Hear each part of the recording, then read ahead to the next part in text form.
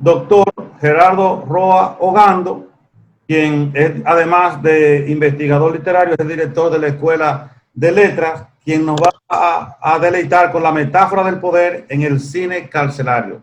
Suyo los micrófonos, profesor Gerardo Roa.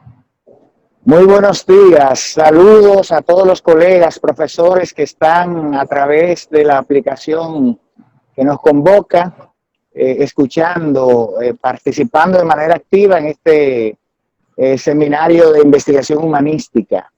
La investigación en curso que llevo se titula, se enmarca dentro de un programa de investigación titulado Discurso, Ideología y Cine en la Sociedad Dominicana. En esta segunda versión nosotros estamos trabajando el discurso de denuncia social carcelario. Es un análisis crítico del discurso. Y lo que yo de lo que voy a conversar fundamentalmente en esta mañana tiene que ver con una variable del marco teórico relativa al poder que se ejerce a través del cine. Para entender lo que es el poder, porque tal vez alguien diga, pero ¿cómo que a través del cine se ejerce poder? ¿Qué poder y qué tipo de poder puede ejercerse a través de una película? Sin embargo, cuando analizamos el concepto del poder, nos damos cuenta que desde el Leviatán de Thomas Hobbes y desde el contrato social de Rousseau, entre otros autores como de Alembert y otros ilustrados, el poder se entiende en términos verticales, es decir, como esa legitimidad que le da a la sociedad, que le da el pueblo a una clase gobernante para que desde arriba entonces sea la que administre y dirija y establezca a través de los tres poderes del Estado las leyes y la gobernabilidad de un Estado.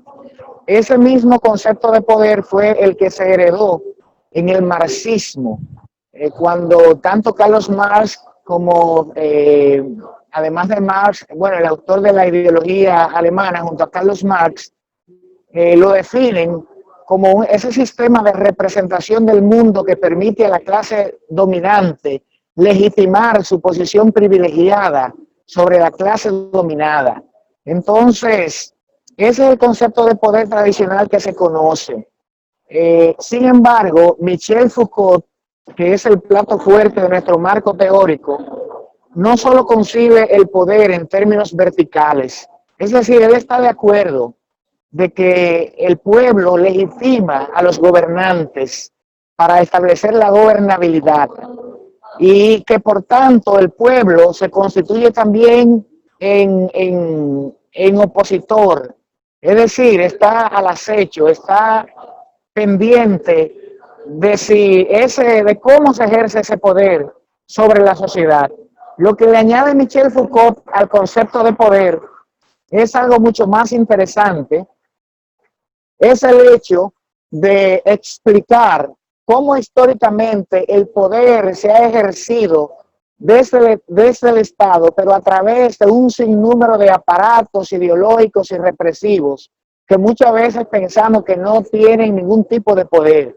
Michel Foucault postula que donde hay poder hay oposición a ese poder, y hasta en la obediencia hay resistencia.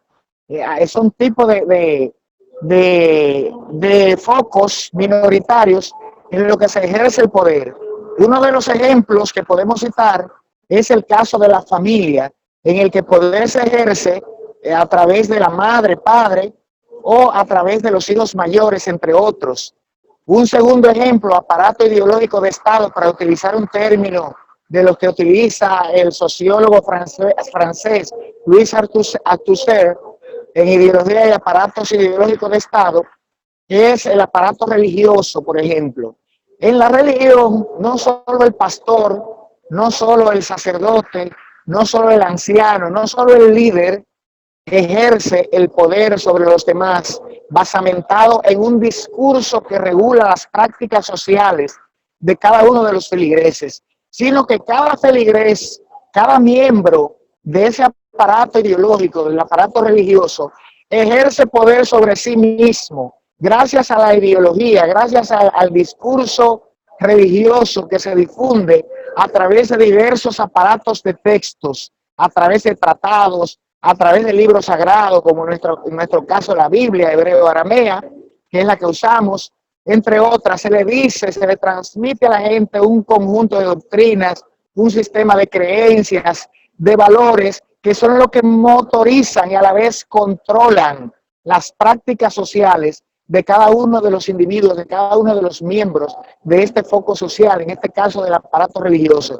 Por tanto, un feligres, un miembro de una religión, vigila su propio comportamiento amparado en una construcción ideológica, lo que Karl Marx llamó falsa conciencia, y a la vez controla el comportamiento de los demás, de sus compañeros, de sus miembros del aparato ideológico religioso. En este caso, a eso ya se refiere Michel Foucault con el poder, o sea, en un sentido mucho más amplio. En un debate realizado en 1972, si la memoria no me traiciona, con Noam Chomsky y Michel Foucault, sobre naturaleza y poder. Michel Foucault disiente del concepto de poder que tiene Chomsky, ya que este último se fundamenta en el poder como una estrategia, como un sistema de gobierno que es ejercido. De hecho, a la sazón, Noam Chomsky dice que Foucault exageró al diseminar y al describir así el poder. Y hasta cierto grado, viendo a Chomsky, sabemos que quienes tienen verdadero poder, claro, la verdad, no quiero entrar en cuestión ahí porque ese es otro concepto que nuestro filósofo analiza a mayor profundidad, pero cualquiera diría, ¿qué poder puede tener un religioso? ¿Qué poder puede tener una familia? ¿Qué poder puede tener un club, una junta de vecinos? ¿Qué poder puede tener un gremio?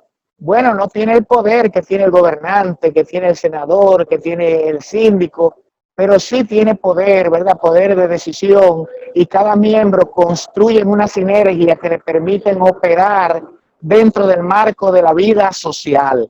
Nosotros decimos que el cine carcelario es una metáfora del poder, es decir, primero, ese libro que escribió Michel Foucault, publicado en 1975, tiene 46 años, bueno, 45 años a la sazón.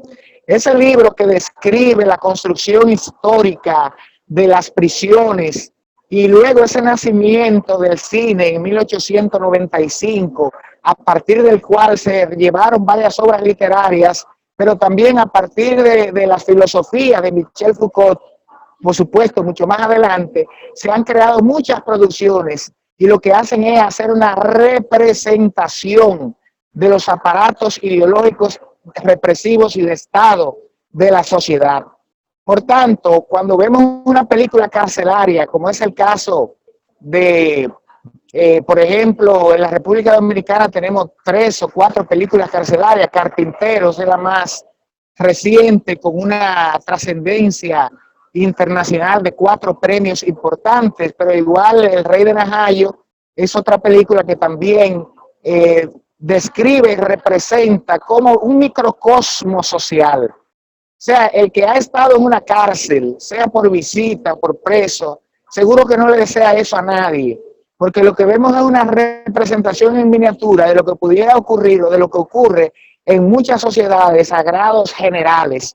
Y en ese sentido es que nosotros sostenemos en esta mañana, como una de nuestras variables de la investigación que estamos realizando, que el cine es una metáfora, el cine carcelario, estricto sensu, es una metáfora del poder que se ejerce. Pero si ese poder no es ejercido a partir de 7 criterios importantes que establece Michel Foucault, como es el caso de la función del panóptico.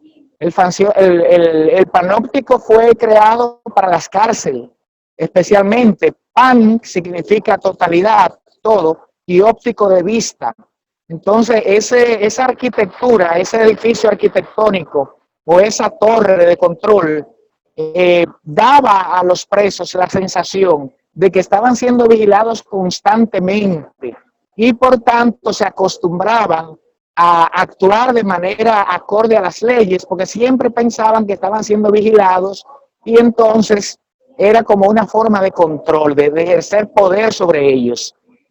Cualquiera diría, bueno, ya ha dejado de ejercer esa función el panóptico, no, lo que pasa es que ha evolucionado y en la actualidad nosotros somos controlados a través del poder, a través, por ejemplo, para citar un ejemplo, de las redes sociales. Cada vez que nosotros hacemos un clip en Facebook, un me gusta, o en Twitter, en cualquier red social, estamos creando un perfil de cuál es nuestra personalidad, de cuáles son nuestros deseos, de cuáles son nuestros gustos, de cuáles son nuestras preferencias. Y de ahí es que surge esta expresión que dice que si vas a navegar en las redes, no te enredes, ten cuidado de no enredarte, porque dejamos el reflejo de nuestra mente en cada acción, en cada búsqueda, en cada navegación que nosotros ejercemos. Entonces esas son formas modernas de lo que puede llamarse, en este caso, como un panóptico, una vista total, un control total. Y cuando observamos nosotros una película, como el caso de Carpinteros, o como en el caso de El Maestro del Crimen, una película norteamericana interesantísima, o como otras películas históricas, La Gran Evasión de 1962, lo que estamos viendo en estos tipos de películas, como se ha dicho, es cómo se ejerce el poder y cómo este poder, cuando es ejercido ajeno a las leyes, se convierte en caos y en complicidad.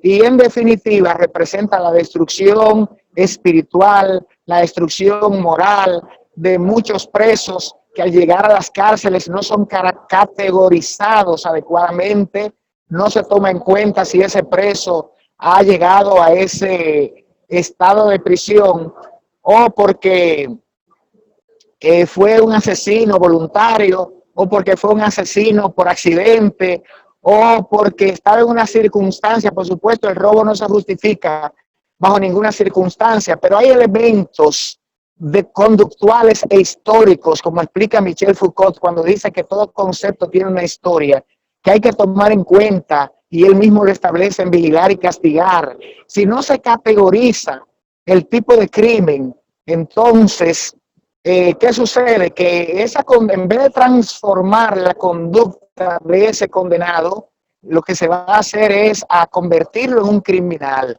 De ahí la tesis que el mismo Foucault habla cuando dice que las cárceles se han constituido en fábrica de criminales.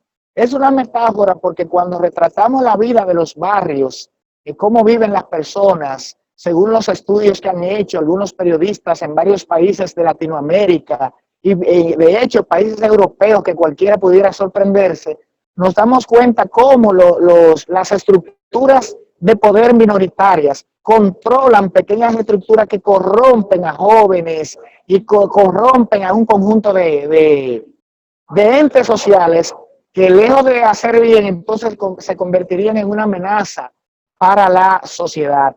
Por tanto, el tema del cine carcelario como metáfora de representación del poder es riquísimo y es importante. Nosotros con esta investigación hemos publicado 5 artículos indexados, 1 internacional y 4 en revistas nacionales.